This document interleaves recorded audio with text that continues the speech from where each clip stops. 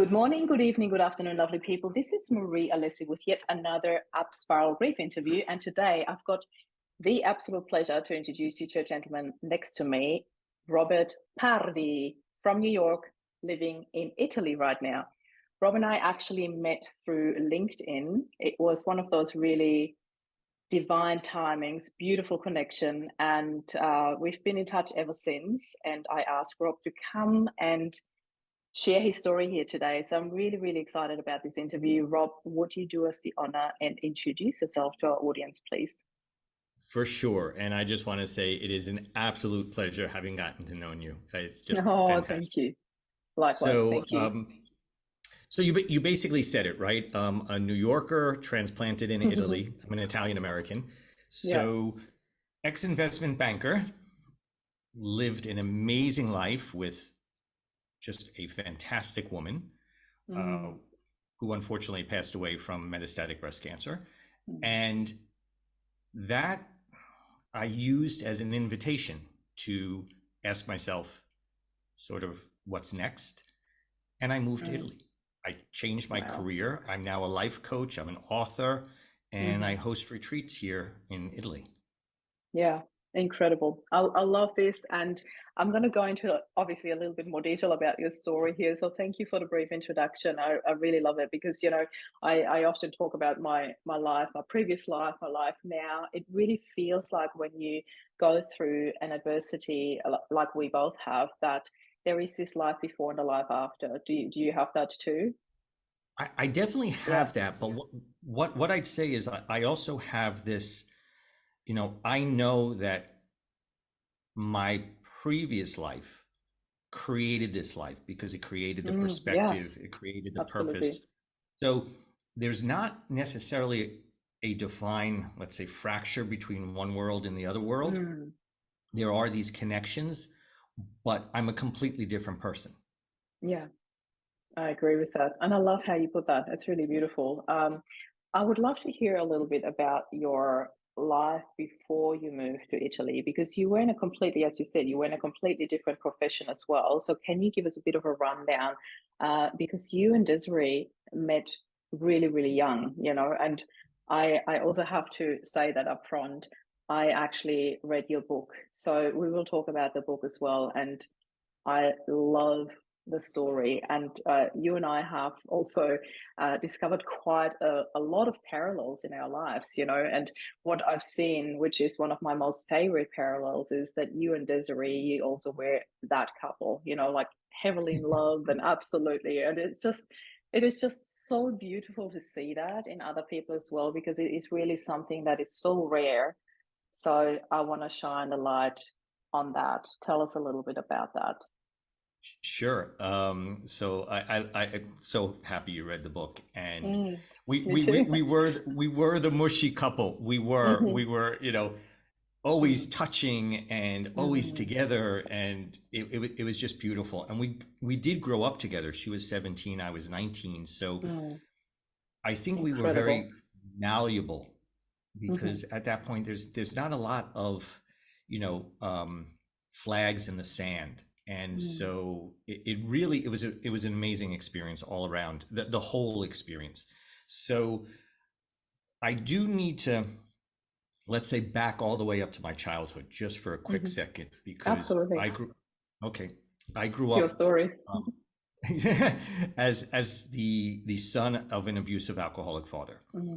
And so one that taught me a lot of life skills, amazing life skills that I'm so blessed to have learned. But second, as a child, the only thing I could think was freedom, independence equaled money. So that's why I was an investment banker. For me, Wow. the only idea I could possibly have thought was, if I get money, I'll be free. I'll never be dependent. I can, whatever, transform my life. So that's the money focus. It wasn't like it was a passion or I thought about it since I was a child.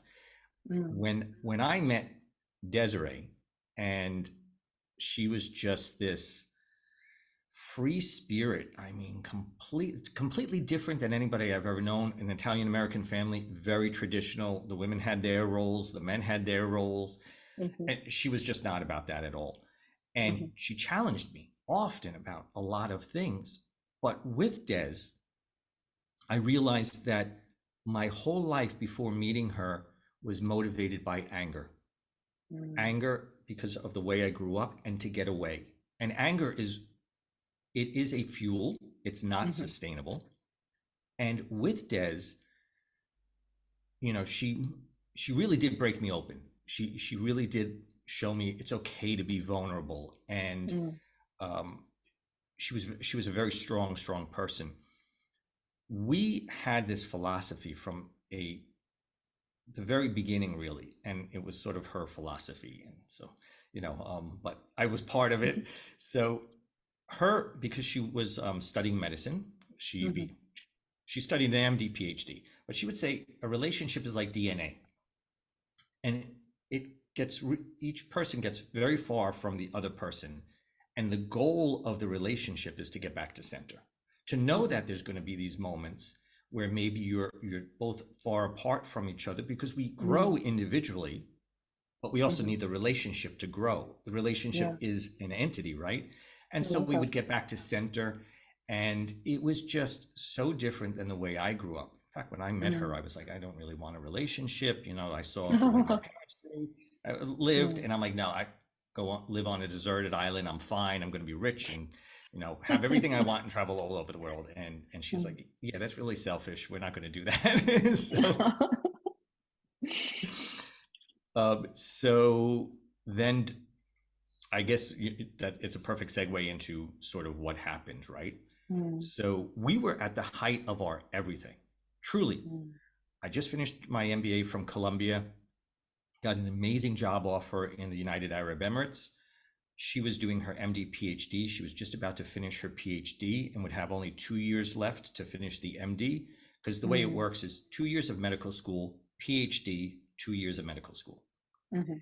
And so took the job in the UAE, and she said, you know what? As soon as I finish the PhD, I'll come and live with you. And I'm going to Mhm. take a sabbatical. Let's experience the Middle East together.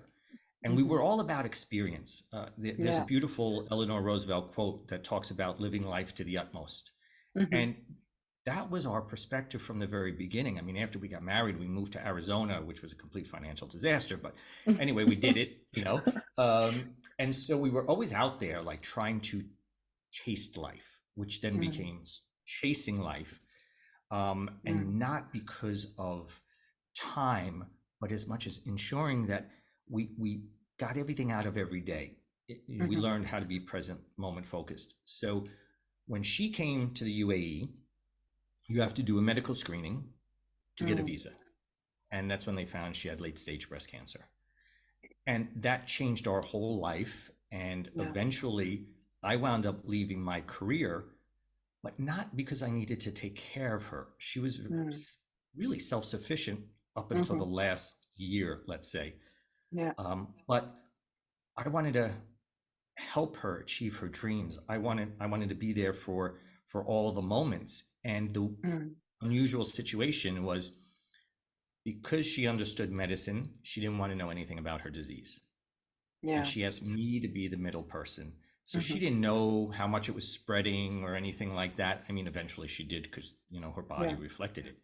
Yeah. Um, so it's funny, I wound up becoming her life coach without actually realizing that's what I was Yeah. doing.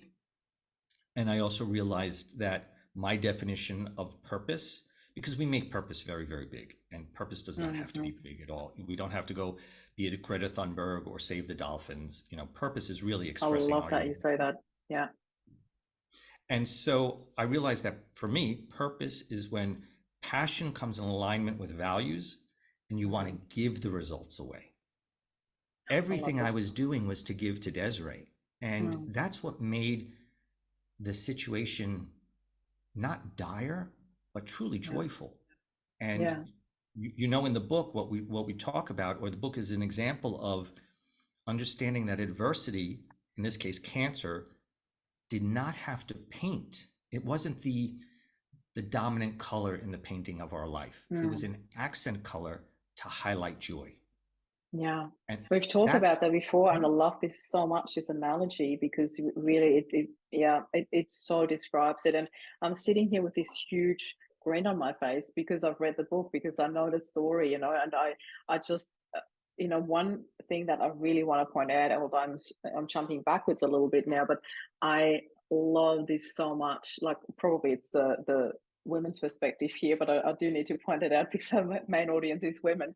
That moment where you describe how you saved every dollar you had for the ring that you gave her to propose. Oh my God, I had to point that out. I was like, oh, I'm melting. This is so sweet. I really, really love that part. And, to go from that, and you two, like in this book, it became so apparent to me that you two were really so intertwined. You were so infused into each other's lives, into each other's happiness. You were so supportive of each other, which is really beautiful. And to come to the point where you're like, I didn't have to take care of her, but I wanted to be there for every moment. I wanted to experience life with her. I wanted to experience all of that with her.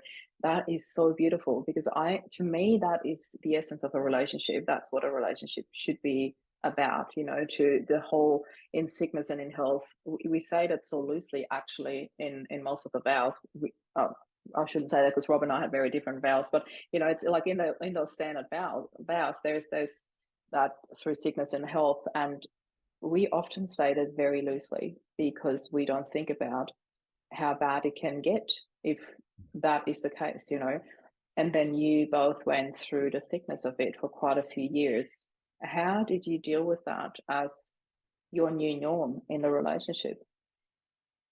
that's a great question. So it was 11 years, and Mm, honestly, to tell you that the new norm at the beginning, I'd say in a way it was a little similar to the way I grew up. There was this mhm, battle against something, mm, though we never really liked to use the word battle. It was more, it mm, was a journey. Like for Des, she's like, yeah, I don't want to be the battler or the warrior.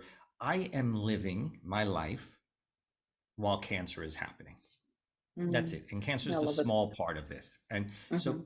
The accent color. her strength as well taught me a lot.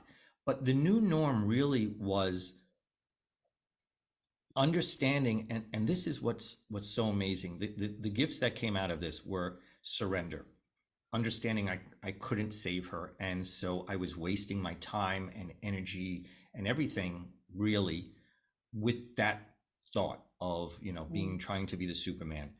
The idea of hope, I realized that we got it all wrong. We shouldn't be mm, hoping for a beautiful future or to some cure.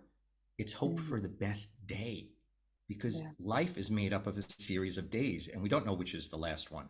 So Mm. bring hope to the present moment. To right And now. Yeah. it was that really, that once, I always say there's two, you can study something, you can learn something, and you can forget it, or Mm, you can put it into practice, understand it, experience it, and you can never not understand something that you mhm. understand. Yeah. So by my stepping into surrender, the present moment, all of that, the value of the new norm was so huge Mhm. that it just, I assimilated it, I absorbed it immediately. Yeah. And the idea of the cancer spreading, that was something that when I first started hearing that news, I was like, you know, this is impossible. Like Yeah. how do I deal with this? How do I deal with this? How do I deal with this? But when I realized that I was giving her these ordinary moments to giggle, to play with the dog, to smell flowers, I Mhm. realized the value in just saying, okay, it's spreading, we're dealing with it, put it Mhm. aside, because look at her giggle. She watched Friends like a million times. I mean, I could probably recite the episodes at this point. And she'd giggle every time. And, Mhm. she would have our little dog, Duncan, and she'd be like, Duncan, look what Joey's doing. And Duncan, I thought you had Duncan, dollars. oh, so Dollars was the dog when we were married. At the end of Okay. her life, we Mhm. had Duncan, Okay. and so and he was a little tiny Yorkie, and Hmm. I'm a big Highlander fan. Yeah. And so Duncan MacLeod, so he was a little Duncan MacLeod. Okay. And so Mm, that's why the new norm, it comes from the economics background as well, right? Like mm, opportunity cost, sunk cost, all of these things. The value in living the new norm far exceeded the old norm. yeah. And it was a no-brainer just to step into it. So Yeah. I understood the trade-offs. Yeah.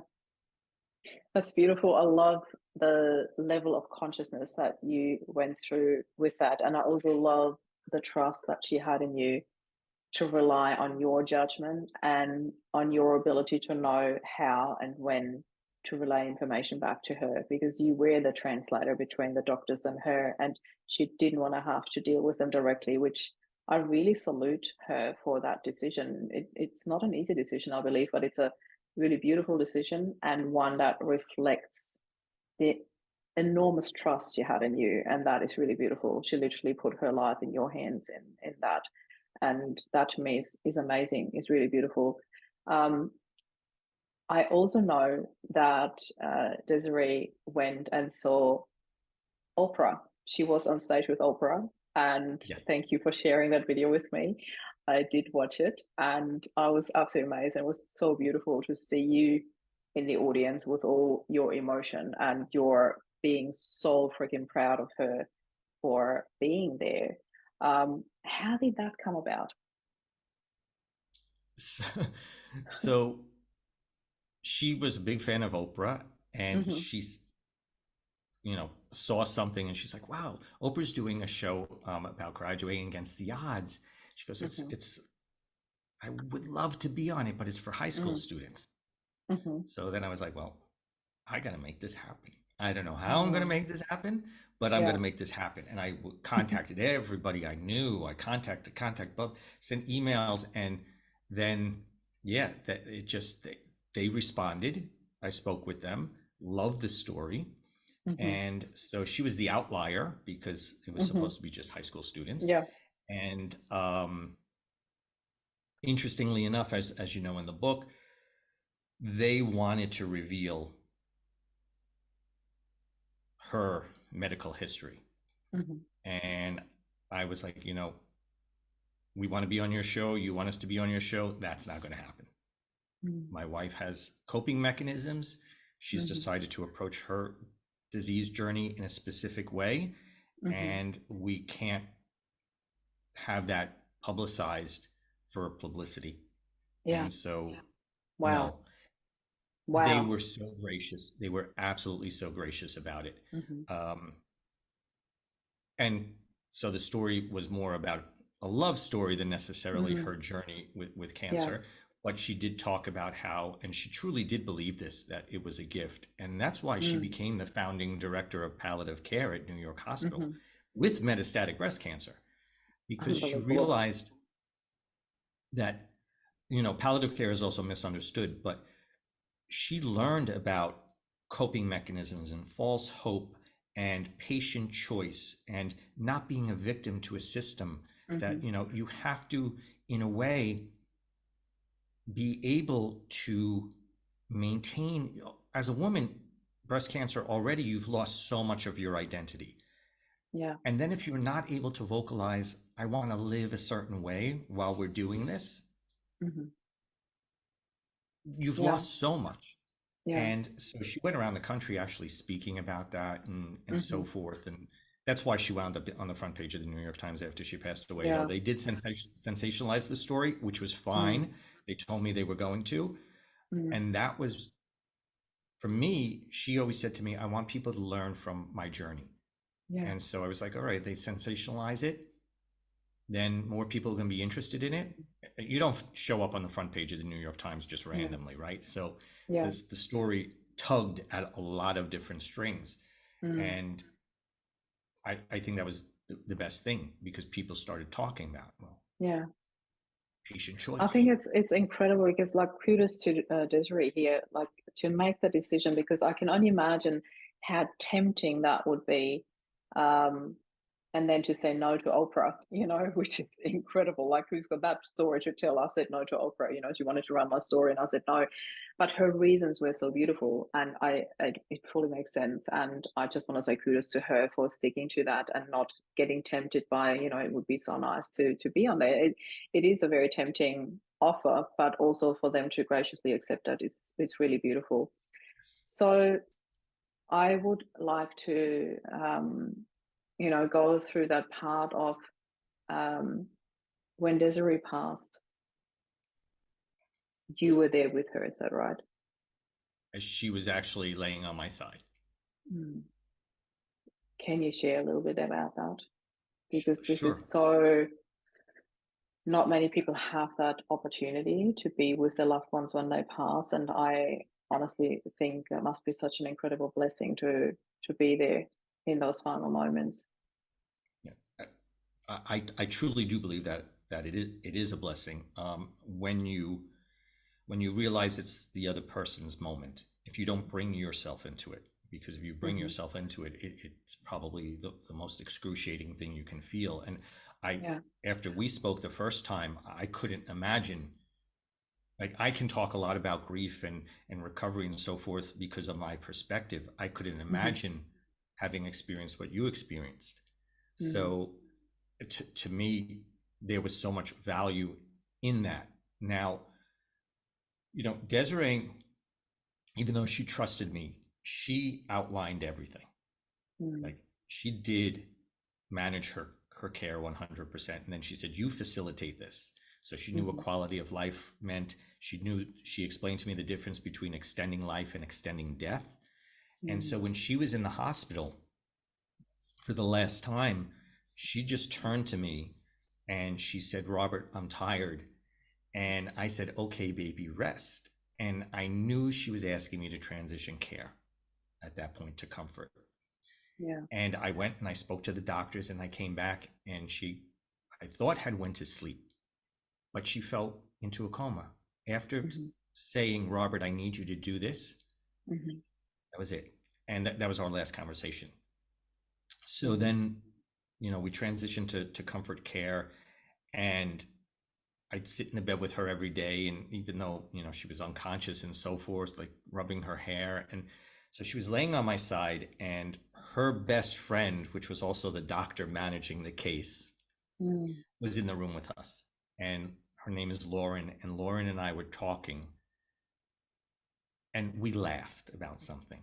Now, this is Hmm. what's so incredible, because I think Desiree was just waiting for that moment that she could let go, because she knew I could find that joy.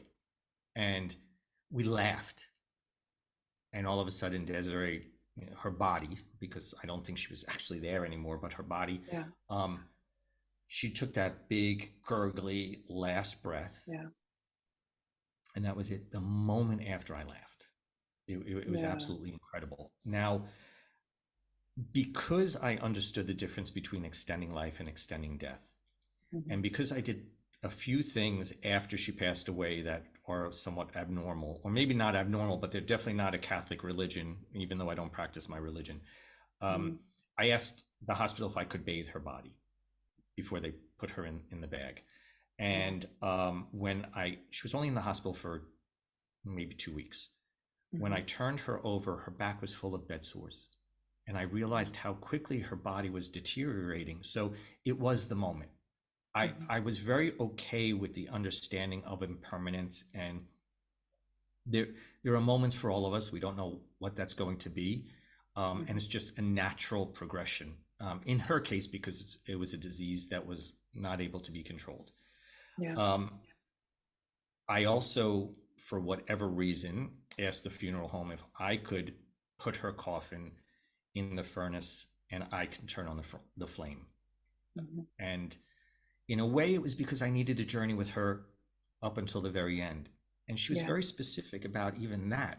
She said, Hmm. "Robert, if the day ever comes, I want you to put our pictures, my diplomas, the things that were important to me, I want you to put them in the casket with me, because I don't want you to carry them around for Wow. the rest of your life. I don't want them to be in a basement somewhere and you feeling maybe guilty about it. These were Mm, my achievements. And incredible. so I'm blessed that you were part of it, but send them with me. And I did. It was her request. Like I sometimes I think am now I wish I had I'm more pictures, but blown away. Like seriously, I'm blown away by the way she thought about this. This is because here we are. We've been talking so much about the parallels and what we have experienced. Yet this is a complete polar opposite. You had the time to prepare. You had the time to talk. right. I never had that with Rob. It was that he was unplugged from our lives and he was gone. There was this split second, Yeah.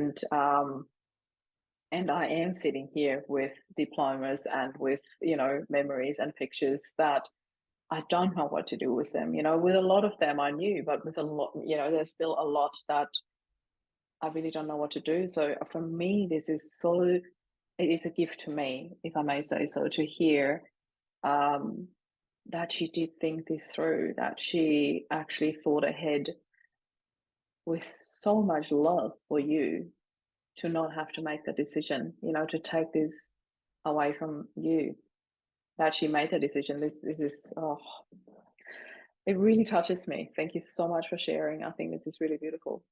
Well, it's my pleasure. And when I do work with people that are in situations like you, Mm, there is that point where, have a discussion with the person that's passed away. mm, What would they advise you to do with these things? yeah.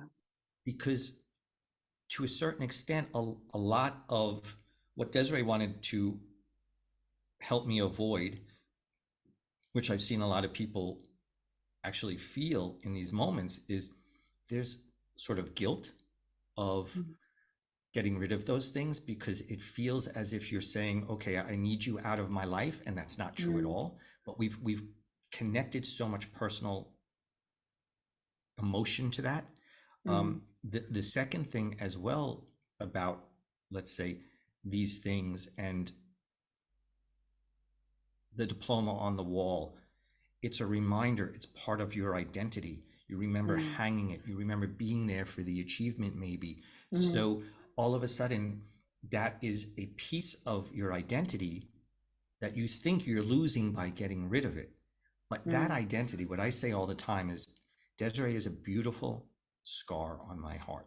I mean, a mm. beautiful, glowing. I love it. I can never lose that.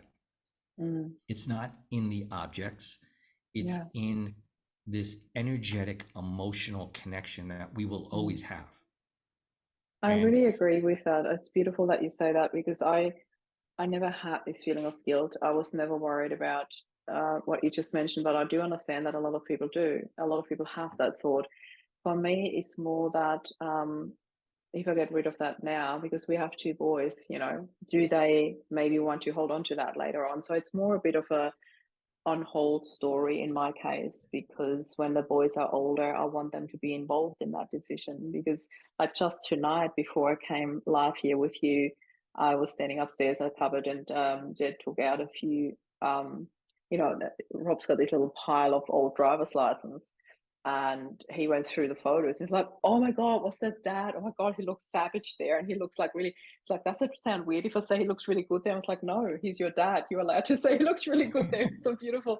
And things like that. I think I'm glad I didn't chuck that out. I'm glad I kept this because yes, there is his driver's license. What do I do with that? But I think there are some of the things that might be really beautiful memories for the boys that of I course, held on to for now. It's not even so much that, well, I do not know what to do with it now, but it's not for the guilt. It's more for I want the boys to be involved in that decision one day when they are old enough, because they were so young when Rob died that they were not at that age where they could make decisions like that. And that's of course. why, yeah. But yeah, it's amazing. I'm just blown away that she made that decision and that she actually thought of those things. It's really beautiful. We, I'm sorry, go ahead. No, no, no, no. Please, you go. No, I was just going to say, we never, it was interesting because we never talked about death, let's say, Mm, but, or approaching death, but it was always, if this ever happens, Robert, these types of things. And then it wasn't to go into a conversation deeper, which was interesting with Desiree, because and this is part of her strength, right? But it was also knowing her. It was like she needed to give the instructions, and then that's it. Let's go back to a joyful life. And she was able to just say, okay, that's out. Yeah, Let's let's love it. play. Or we played board games. We became more like children as she approached the end of her life. And I think part of the whole journey for me, and that's what also helped me move forward, is in the process of understanding impermanence and her passing, and she was getting, more ill, was really what's necessary. We Yeah. carry a lot of unnecessary through our lives. And an illness really does shine a light on all of that. So part Yeah. of when I rebuilt my life, there was less the worry of what will people think, or the fear of failure, or all of these other things, because it was more, what is life, right? And Yeah. I learned that because of the way the situation happened with me. My mom lost my father to a heart attack. It was just instantaneous. Now, he died not much older. He was 59. Desiree was 41 when she passed away. But my mom plays the card of he was taken too soon. So there's two things in that, right? I would say, if you want to play the numbers game, I win, because Desiree was 41. So Yeah. let's stop with the 41 and the 59, right? But it's the word taken. And there's a lot of work to be done Yeah. from the survivor to walk away from the idea of taken. Yeah. I love it. Because Thank you so much for bringing that up. Thank you. Like, I believe even the word survivor, although we put such a right, negative spin on the word survivor, we put fight into that. We put so much despair and heaviness into that. But it really is. It always comes back to, what meaning do we give that word? Because it's just a word. It means that you survived your wife, and that's just a fact. It comes back to right. being a factual term, the survivor. Yet we put so much negativity on it. And I agree with you. There is so much work to be done in the space of how we use language around death, around grief, around surviving, around even the term widow or widower. I look at myself, and I don't feel like I look like the typical widow. When people think of the word widow, they think usually of an old person wearing black and her life is over. And I certainly don't feel like that. But I would love to hear from your perspective, because you were both very young. I mean, Rob and I were 45. You were 41, and a couple of years older. We don't need to go there. But it was just that you were young when Desiree passed, and obviously your mindset around dying, around passing, around illness, and around um, how you deal with the situation as a couple, the before, during, and after, you had that time. So you had this time of transitioning together, and then there was you. Yeah. What did you do after that? After Desiree transitioned, um, you eventually moved to Italy. Did that happen before or after? So that happened after. Hmm. So I'll let the you tell the journey story. after she no, that's okay. The journey that happened, right? I became very aware after she passed away that I lost my identity. I lost my purpose. Mhm. It was clear as day, because I wound up being her support system. Mhm. I wound up living her disease to a certain extent. I Mhm. wound up making decisions that, if we were going to go out with friends, they were going to be her friends, because I knew Yeah. time was running out. And I lost friends and all of that. And well, they weren't really friends if they couldn't support that, right? So, um, but so after that, there was this big hole. And I say that loss is the lack of self. You lose your identity and security. The world seems Mm. unsafe. But I also believed wholeheartedly I would be the person that dies soon after their spouse dies. I just Mhm. the feeling of lack of purpose and therefore lack of life force was so Mhm. strong that for a little while I was very reckless. I was like, Mhm. not really paying attention to building a career or anything like that. Mhm. Now, Desiree did not have life insurance. Mhm. And it's not because of the medical system in the United States, but it was because back then it was very hard to even find like a mushroom supplement or organic food. So I had a tremendous amount of debt. So the little Mhm. child in me said, go back to finance, make the money, pay off the debt. And so I went back to Dubai Mhm. and I felt totally out of sync. I couldn't Yeah. get my bearings.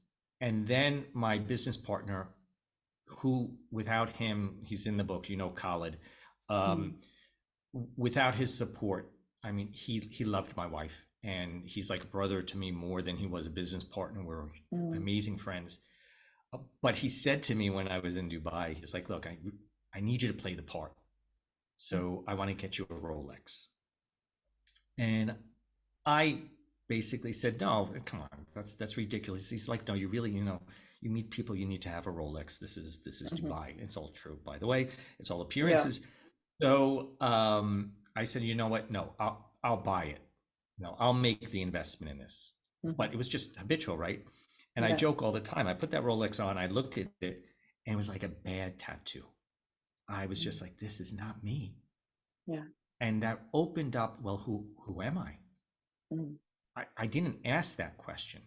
And Mm. so the process to Italy was I started asking myself questions. I've always been a journaler. And Mhm. since when I was a kid, I journaled, but not in the same fashion I do now. And one of my most favorite books, not from a religious point of view, but from the, the way it was done, is Conversations with God. And Mm. I realized what he was doing is he was having a conversation with his, let's say, higher self, with Mhm. that intuition we all have Yeah. inside of us. And so I started journaling like that and asking Mhm. myself questions. And I got to a point where I realized, wait a minute, I have been living a story my whole life. And going forward will also be a story. It's the narrative Mm. I'm giving everything. And I was blessed. I say I was blessed for having my father. Mm. That's the narrative I've given it because I see the strength that came from that. Yeah. I was blessed for having loved Desiree. So I asked myself, okay, so in this story, if I'm writing this story, what's a dream I want to look back on?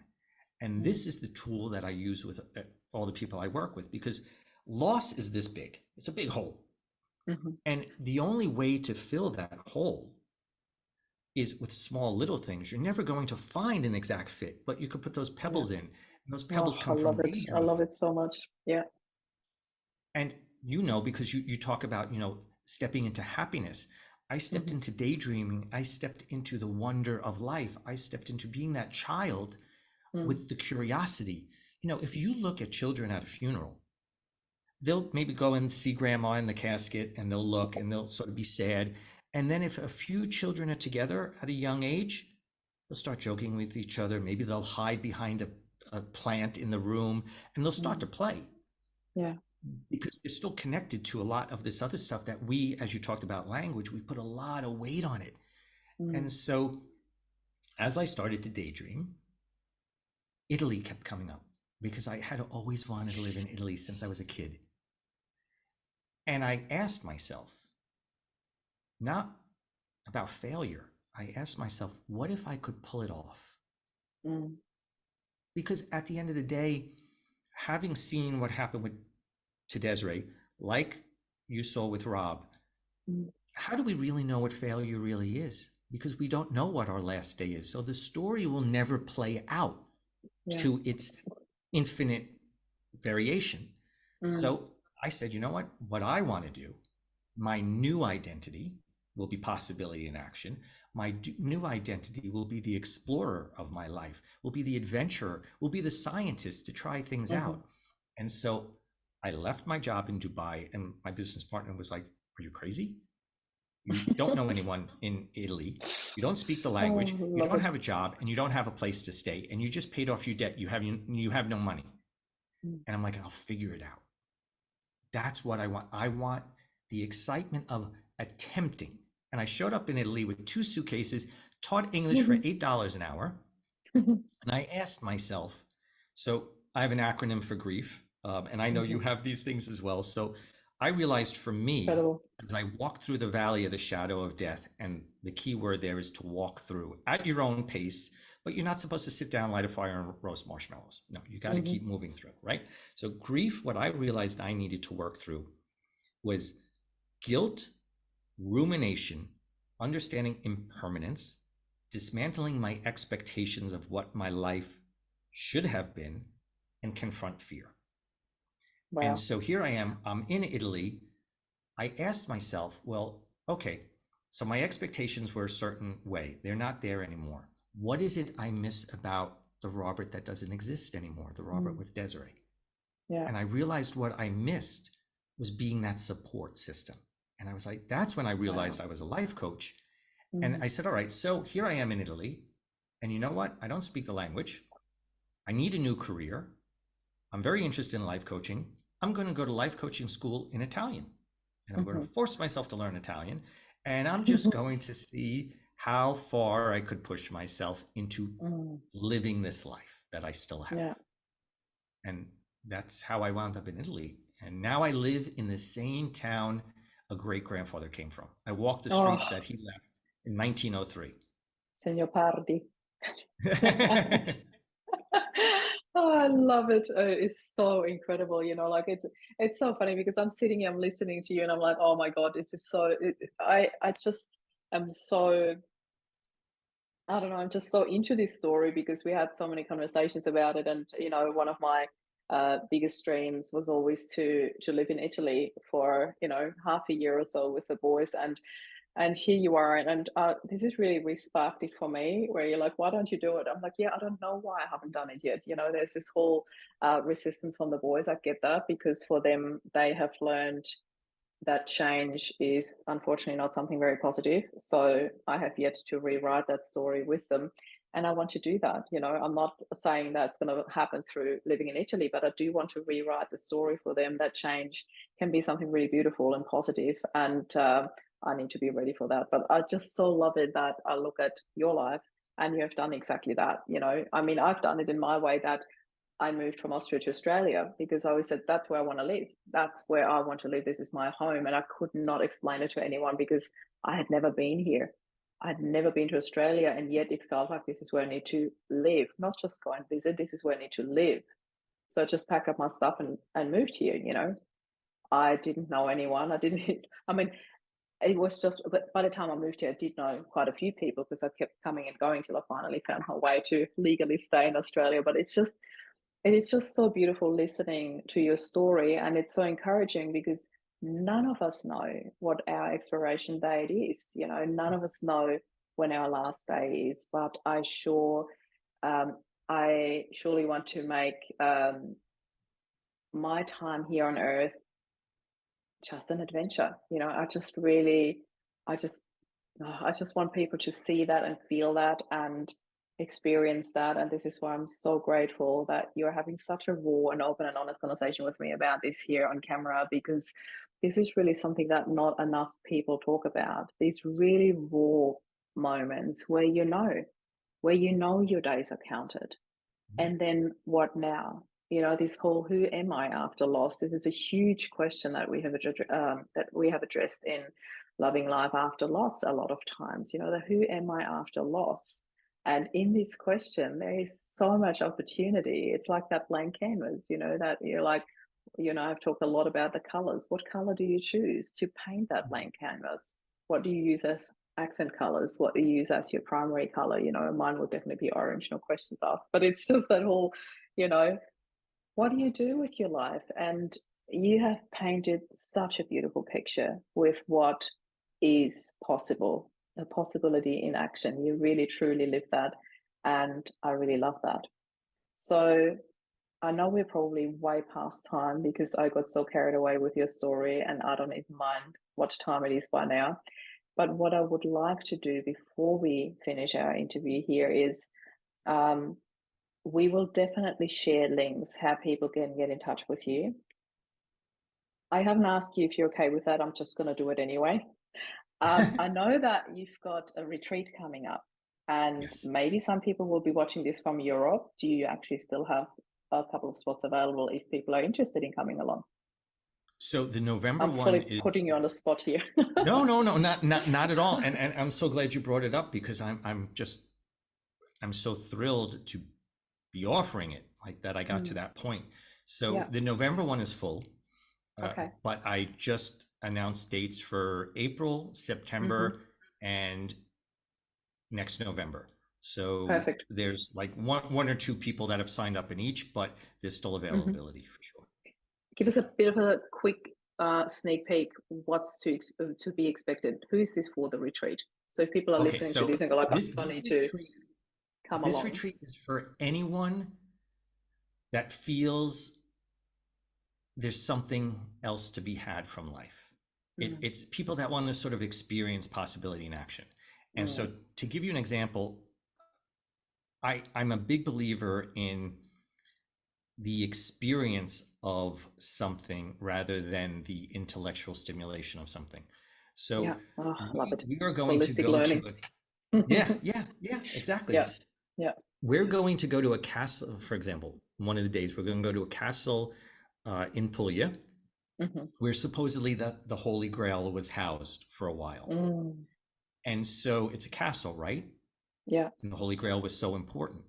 Well, then the questions around that, after having been there, are what's your Holy Grail? Have Mm, you created boundaries to protect it? Are mm, you valuing your Holy Grail? Are you putting it into use or are you hiding it mm, away? So it's to start to chip away at some of these things in a different way to just bring up these questions of people to break out of habitual thinking because I truly believe, and Desiree and I were example of this for sure. I mm. was as well as a child, but it was more based on anger. Um, the only true way to, in my opinion, to live a fulfilling life is to live it intentionally. Mm. And that's what the whole retreat is about. Awesome. I absolutely love it.